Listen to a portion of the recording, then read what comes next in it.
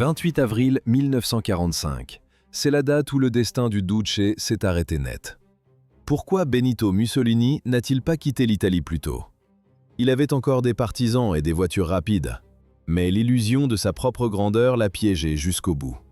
Le dictateur avait promis la gloire et la renaissance de l'Empire romain. À la place, il a livré des ruines, la famine et l'occupation étrangère. Les promesses de puissance se sont brisées contre la réalité du front. Le pays était à bout de force. À l'image, un convoi de camions allemands tente de franchir la frontière suisse. Mussolini est caché à l'intérieur, portant un manteau de soldat de la Luftwaffe. Il ne bouge pas. Il espère passer inaperçu derrière son casque. Mais un partisan reconnaît son profil. Le piège s'est refermé. Les hommes de la résistance ont sorti Mussolini du véhicule. Il n'y a pas eu de grand procès, ni de longues plaidoiries. La sentence a été rendue sur le bord d'une route près du lac de Caume. À première vue, une arrestation de routine. Mais en réalité, une exécution sommaire. Le bruit des rafales de mitraillettes a déchiré le silence de la matinée. Mussolini s'est effondré dans la boue. Sa maîtresse, Claretta Petacci, est tombée à ses côtés. Mais ce n'était que le début. Les corps ont été chargés dans une camionnette et transportés vers Milan. La foule s'est massée sur la place Loreto. On voit sur les films d'époque, des milliers de personnes se bousculent pour frapper les cadavres. Les visages sont déformés par la haine. Les gens crachent sur celui qu'ils acclamaient autrefois. L'ordre est venu de mettre fin au chaos. Les partisans ont utilisé des crocs de boucher. Ils ont pendu Mussolini, Petacci et d'autres hiérarques fascistes par les pieds au plafond d'une station-service. La foule a enfin reculé pour observer le spectacle. À l'image, les corps oscillent lentement au-dessus du béton. Les chemises pendent. Les visages sont tuméfiés, méconnaissables. Le monde entier a découvert ces clichés le lendemain en une des journaux. L'Italie a réglé ses comptes dans le sang. Le régime est mort sur un crochet de métal. Ainsi s'est achevée une époque. 1922.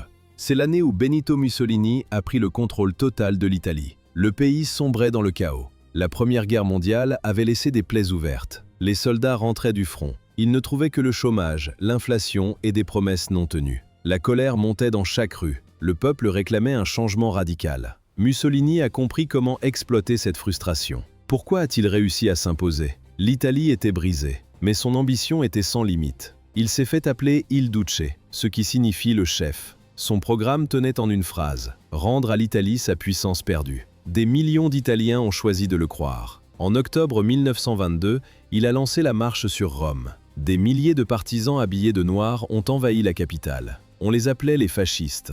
À l'image, des colonnes d'hommes disciplinés, le regard fixe, marchant au pas cadencé. Le gouvernement en place était trop faible pour réagir.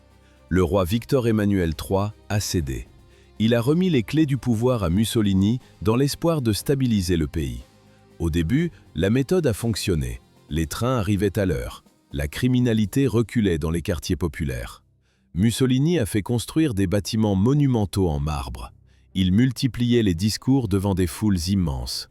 Sur les films d'époque, on voit Mussolini lève le menton, crispe ses mâchoires et harangue la masse. Il a verrouillé tout le système. La presse, les écoles et même les conversations privées étaient sous surveillance. Mais à la fin des années 30, sa soif de gloire est devenue incontrôlable. Diriger l'Italie ne lui suffisait plus. Il voulait un empire. Son plan consistait à s'étendre en Afrique et sur toute la Méditerranée. Il rêvait de recréer la grandeur de la Rome antique. Pour lui, seule la guerre pouvait forcer le respect des autres nations. Mais ce n'était que le début de la chute. Il pensait que le conflit rendrait l'Italie immortelle. L'erreur était totale. Ce rêve de grandeur allait bientôt se transformer en un désastre absolu pour le peuple italien. Ainsi a commencé l'engrenage vers la destruction. 3 octobre 1935. Les troupes de Mussolini franchissent la frontière de l'Éthiopie. À l'époque, c'est l'un des rares territoires indépendants d'Afrique. Le dictateur veut une conquête éclair, il veut de la gloire. Mais la réalité du terrain transforme l'offensive en un massacre systématique. Sur les images d'archives, on voit des escadrilles de bombardiers italiens. Ils ne visent pas seulement des cibles militaires. Les avions lâchent des tonnes de bombes sur des villages isolés. Des civils sont asphyxiés par du gaz moutarde. Le poison tombe du ciel. Cette méthode est pourtant interdite par les lois internationales. Des milliers d'Éthiopiens meurent dans des souffrances atroces. Hommes, femmes et enfants sont pris pour cible. Haïlé Sélassié quitte le pays pour l'exil. À la tribune de la Société des Nations, il lance un appel au secours. Mais la réponse du monde est lente. La Société des Nations condamne l'agression. Elle vote des sanctions économiques contre l'Italie. L'objectif est de paralyser Mussolini. À première vue, une punition sévère, mais en réalité, un geste symbolique. Les sanctions sont remplies de failles. Le pétrole continue de couler vers l'Italie. C'est ce carburant qui fait avancer les chars et voler les avions. Plusieurs nations maintiennent des réseaux de commerce secrets avec Rome. La pression internationale échoue. Mussolini finit par s'emparer de l'Éthiopie. Mais ce succès a un coût caché. L'Italie se retrouve isolée sur la scène mondiale. Les grandes puissances voient désormais en Mussolini un homme imprévisible. Cette mise au ban pousse le dictateur vers un seul allié possible, Adolf Hitler. En 1936, les deux hommes scellent un partenariat. C'est la naissance d'un axe qui va bouleverser l'Europe. Ils partagent le même culte de la force. Ils ont la même vision de la conquête totale. Comment Mussolini a-t-il pu lier son destin à celui du Reich? La réponse tient en un document officiel. En 1939, il signe le pacte d'acier. Le texte est clair. L'Italie et l'Allemagne se promettent un soutien militaire inconditionnel en cas de conflit. Désormais, le futur de Mussolini est soudé à celui d'Hitler. La Seconde Guerre mondiale éclate en septembre 1939. Au début, Mussolini observe. Il attend de voir quel camp va dominer. Il ne veut pas risquer ses troupes inutilement. Mais la progression allemande est fulgurante. En quelques mois, la Wehrmacht écrase une grande partie de l'Europe. Mussolini craint de rater le partage du butin. Le 10 juin 1940, l'Italie déclare la guerre à la Grande-Bretagne et à la France. Le dictateur pense que la victoire sera facile et rapide. L'erreur est totale. L'armée italienne n'est pas prête pour une guerre moderne de cette ampleur. Sur le front, la situation est désastreuse. Les officiers constatent les manques. De nombreux soldats portent des uniformes de mauvaise qualité. Ils sont équipés de vieux fusils datant de la Grande Guerre. Le matériel lourd manque cruellement. Les munitions sont rationnées. La puissance affichée lors des défilés n'était qu'une façade. Le piège commence à se refermer sur l'Italie. 9 juillet 1943. C'est la date où le rêve impérial de Mussolini s'est brisé sur les côtes de Sicile. Pourquoi l'armée italienne a-t-elle sombré si vite? La réponse est brutale. Le matériel était obsolète et les troupes manquaient d'entraînement. À l'image, des chars légers incapables de percer un blindage moderne. Des avions qui dataient de la décennie précédente. Les munitions manquaient. Les radios tombaient en panne. Le commandement ne recevait plus aucune information fiable. En Afrique du Nord, les forces britanniques ont balayé les divisions italiennes en quelques semaines. En Grèce, le désastre a été total. Mussolini voulait une victoire éclair. Il a obtenu une déroute sanglante face à une résistance grecque acharnée dans les montagnes. Hitler a dû intervenir. Les troupes allemandes ont été détournées pour sauver l'armée italienne du naufrage. Pour le Duce, c'était une humiliation publique. Le monde entier voyait la faiblesse réelle de l'Italie. À l'intérieur du pays, le quotidien est devenu un enfer. 1942 marque un tournant. Les bombardiers alliés survolent désormais les villes italiennes chaque nuit. On entend le hurlement des sirènes. Le sol tremble sous les explosions. Les usines cessent de tourner faute de matières premières. L'économie nationale s'effondre. Dans les rues, les étals des magasins sont vides. On voit des files d'attente interminables devant les boulangeries. Les familles patientent des heures pour quelques grammes de pain ou 3 pommes de terre terreuses. Des soldats reviennent du front en haillons. Ils frappent aux portes pour réclamer de la nourriture ou un manteau chaud. L'empire promis par le fascisme n'est plus qu'un champ de ruines. Mais Mussolini refuse de voir l'évidence. Il s'enferme dans son bureau. Il continue de rédiger des discours sur la grandeur de Rome. Il parle de victoire finale pendant que son peuple meurt de faim. La réalité ne l'intéresse plus. Pourtant, les événements s'accélèrent. À l'image, 160 000 soldats britanniques, américains et canadiens débarquent en Sicile. C'est l'opération Husky. L'armée italienne est à bout de souffle. Les soldats abandonnent leur position ou se rendent par milliers. En 38 jours seulement, l'île est perdue. La situation s'aggrave encore. Le choc est total pour la population. Rome, la ville éternelle, subit ses premiers bombardements massifs. La fumée des incendies obscurcit le Vatican. La panique s'installe partout, des palais gouvernementaux jusqu'aux abris souterrains. Il n'y avait plus de retour en arrière possible. 24 juillet 1943. Rome étouffe sous la chaleur et les bombes alliées. Benito Mussolini entre dans la salle du Grand Conseil fasciste. Il marche lentement. Son visage est marqué, ses épaules sont voûtées. L'homme qui dominait l'Italie depuis 20 ans semble brisé. À l'image, Mussolini s'assoit à la tête de la table. Il s'attend à une soumission totale. C'est la règle depuis 2 décennies. Personne n'a jamais osé lever la voix contre le Duce. Mais cette nuit-là, l'atmosphère est lourde. Les regards ont changé. Pourquoi ses alliés les plus proches ont-ils basculé? Ils savaient que la fin était proche. La loyauté a laissé place à l'instinct de survie. Les discussions durent des heures. La tension monte. Un par un, ses fidèles lieutenants prennent la parole. Ils ne parlent plus de gloire. Ils listent les désastres militaires, les milliers de morts et les villes italiennes en ruine. Ils le désignent comme l'unique responsable du chaos. Le vote tombe. Le résultat est brutal. 19 voix contre lui, 7 voix pour lui. À première vue, un simple vote, mais en réalité, la chute d'un empire. Le choc est immense. Mussolini reste silencieux. Le lendemain, le 25 juillet, il se rend au palais pour rencontrer le roi Victor Emmanuel III. Il cherche encore un appui, il espère une protection. L'entretien est court. Le roi annonce sa révocation immédiate. Sur le perron, la scène est rapide. Des gardes entourent Mussolini. Ils ne l'escortent pas, ils l'arrêtent. On le fait monter dans une ambulance pour plus de discrétion. Le dictateur devient un prisonnier. Il est transféré de cellule en cellule, de cachette en cachette. Sa destination finale, un hôtel isolé au sommet du Grand Sasso. Les montagnes et la neige sont ses nouveaux murs. Mais ce n'était que le début de l'effondrement. La nouvelle se répand comme une traînée de poudre. L'Italie explose. Les rues de Rome, de Milan et de Naples s'emplissent d'une foule immense. On entend les cris de joie. Les gens grimpent sur les façades pour arracher les symboles fascistes. Les portraits du Duce finissent dans des brasiers au milieu des places publiques. La caméra capte le chaos. Des hommes brisent les bustes en marbre à coups de masse. Les cloches des églises sonnent à la volée dans tout le pays. Le silence imposé pendant 21 ans est rompu. Les Italiens sortent les drapeaux cachés depuis des années. L'air semble plus léger. Le régime fasciste n'existait plus que sur le papier. L'histoire s'est arrêtée là pour la dictature. 25 juillet 1943.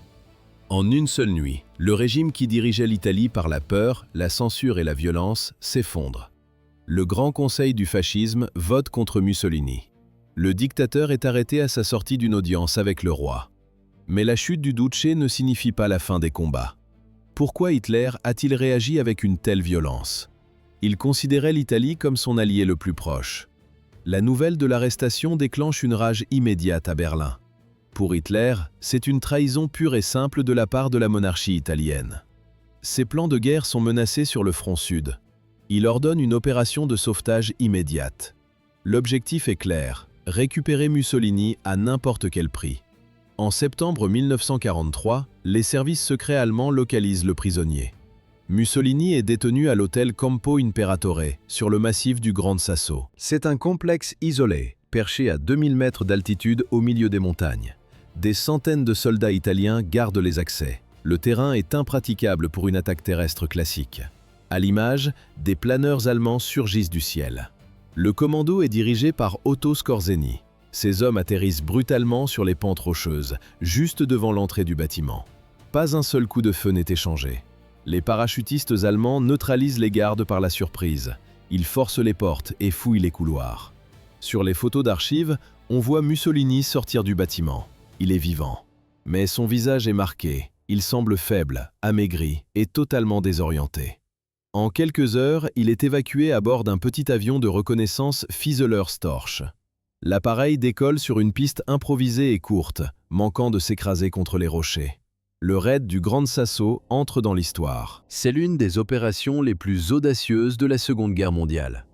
Mais ce retour n'est pas une libération. Hitler installe Mussolini à la tête d'un nouvel État dans le nord de l'Italie, la République sociale italienne. On l'appelle la République de Salo, du nom de la petite ville située sur les rives du lac Garde. À première vue, un gouvernement souverain, mais en réalité, une occupation totale. Ce pouvoir n'existe que sur le papier. Mussolini n'a plus aucune autorité réelle. Il est devenu un simple pion entre les mains du Reich. La caméra filme les rues. Les officiers allemands contrôlent les administrations, les usines et les communications. Ce sont eux qui prennent toutes les décisions stratégiques. Toute tentative de résistance est écrasée. Les opposants italiens sont traqués, arrêtés et battus par la police secrète. Mussolini observe la chute de son pays depuis sa villa, conscient de son impuissance. Il n'était plus un dictateur, il était un otage. 25 avril 1945. C'est la date où tout bascule définitivement. La guerre touche à sa fin, mais le paysage n'est qu'un champ de ruines fumantes. Pourquoi le régime s'est-il effondré si vite? La réponse est simple. La pression était devenue insupportable sur tous les fronts. À l'image, des colonnes de blindés alliés progressent vers le nord de la péninsule italienne. Les troupes américaines et britanniques s'emparent des villes les unes après les autres. À l'est, l'armée rouge broie les dernières défenses allemandes. Les forces de Hitler reculent partout. L'Axe n'existe plus. La République sociale italienne de Mussolini se désintègre en plein vol. Le nord de l'Italie sombre dans l'anarchie totale. C'était le dernier bastion du Duce. Désormais, ce n'est qu'un chaos de routes coupées et de villages dévastés. Des milliers de civils fuient les zones de combat. Les visages sont marqués par la faim et l'épuisement. Même les chefs fascistes changent de camp. Ceux qui hurlaient leur fidélité hier cherchent aujourd'hui une porte de sortie. Ils brûlent leurs dossiers et jettent leurs uniformes. Beaucoup traversent la frontière suisse en secret. D'autres se rendent sans combattre. Mussolini se retrouve seul dans son palais. À Milan, le silence de la peur a disparu. La ville industrielle se réveille. Les groupes de résistance sortent de l'ombre après des années de clandestinité. On les appelle les partisans. Ce ne sont pas des militaires de carrière. Sur les photos d'époque, on voit des ouvriers, des paysans, des étudiants et des femmes. Ils portent des vêtements civils et des brassards de fortune. Ils sont armés de fusils volés ou de pistolets cachés sous des manteaux. Leur seul but est d'expulser les nazis et d'en finir avec le fascisme. Avril 1945. L'armée allemande perd pied. Les partisans sentent que l'ennemi est à bout de souffle. Ils lancent l'ordre de l'insurrection générale. L'opération commence à Milan. Les résistants s'emparent des bâtiments officiels et des stations de radio. Ils encerclent les quartiers généraux fascistes. On entend des échanges de tirs dans chaque rue. Les soldats allemands abandonnent leur position et battent en retraite vers le nord. Les fonctionnaires du régime jettent leurs documents par les fenêtres et tentent de s'enfuir. Mais ce n'était que le début. La révolte s'étend comme une traînée de poudre. Turin et Gênes tombent aux mains de la résistance. Le soulèvement gagne toutes les grandes cités du Nord. Le pouvoir de Mussolini s'est évaporé en quelques heures. Ainsi s'est achevée une époque. 25 avril 1945. À Salo, Benito Mussolini reçoit une nouvelle brutale. Milan est tombé. Son régime n'existe plus que sur le papier. À Berlin, Hitler est déjà enterré dans son bunker. Mussolini comprend que son tour est venu. La panique s'installe. Pourquoi rester et mourir? La fuite est sa seule option. Il rassemble ses dernières affaires. Sa maîtresse, Clara Petacci, refuse de le quitter. Quelques gardes personnels et une poignée de fidèles montent dans les voitures. L'objectif est clair, atteindre la Suisse. Ils espèrent franchir la frontière pour se mettre à l'abri en territoire neutre. Le plan final est de rejoindre l'Espagne de Franco. Mussolini pense encore pouvoir négocier sa vie ou reconstruire son image à l'étranger. Mais la réalité du terrain est différente. Sur les routes, c'est le chaos total. Les troupes allemandes battent en retraite vers le nord dans un désordre absolu. Les avions alliés bombardent les axes principaux. Les partisans contrôlent désormais presque chaque village et chaque carrefour. L'étau se resserre minute après minute. À l'image, un convoi de véhicules qui serpente lentement dans les montagnes. Mussolini tente le tout pour le tout. Il retire son uniforme de dictateur. Il enfile un manteau militaire allemand et un casque d'acier. Il veut se fondre dans la masse. À première vue, un simple soldat parmi tant d'autres. Mais en réalité, l'homme le plus recherché d'Italie. Il s'assoit au fond d'un camion rempli d'officiers de la Luftwaffe. Il ne parle pas. Il ne regarde personne. Clara reste à ses côtés, silencieuse. 27 avril 1945. Le convoi arrive près du village de Dongo, au bord du lac de Côme. Un barrage bloque la route. Ce sont les combattants de la 57e brigade Garibaldi. Les partisans fouillent chaque camion, un par un. Ils cherchent des fascistes en fuite. La tension est maximale. Un résistant inspecte le véhicule allemand. Il remarque un homme prostré, nerveux, qui cache son visage. Il le force à descendre du camion. Le casque tombe. Les traits du visage apparaissent sous la lumière crue du jour. Les partisans se figent. Ils reconnaissent immédiatement le Duce. Le dictateur est capturé. L'histoire s'est arrêtée là.